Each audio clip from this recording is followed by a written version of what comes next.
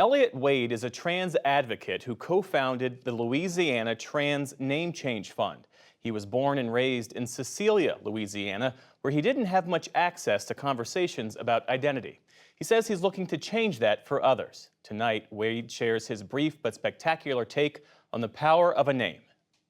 I'm looking at these statistics, right? And I know that there are high rates of violence. I know that Louisiana is one of the highest rates of murders in the country for trans people. I know that Black trans people, especially Black trans women, are subjected to that violence at a higher rate. I know that I have to maybe prepare myself to be homeless, but I would rather live as myself or not live at all. I'm in Cecilia, Louisiana.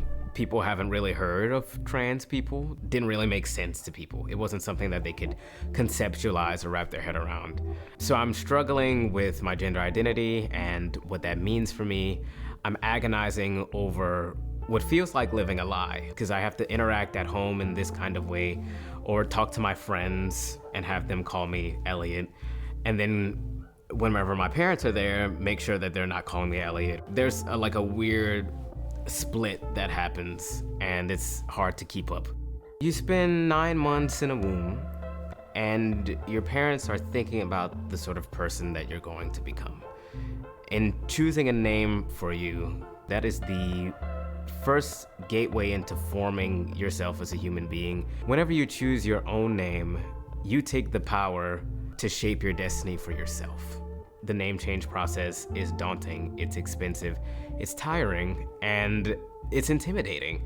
You have to go and interact in these courthouses with majority old white men that probably don't respect you. And on top of that, you have to spend, depending on what parish you're in, maybe $500,000.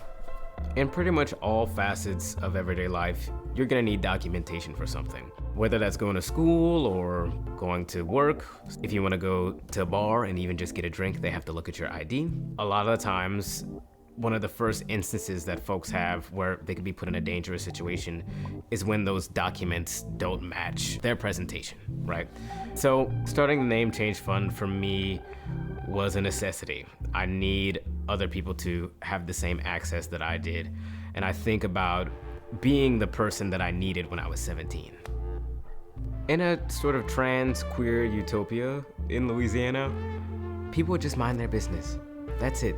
Folks would just have an awareness that trans people exist, that they're human beings, and that they're just trying to live their lives like everyone else. So in a trans utopia, no one cares that I'm trans.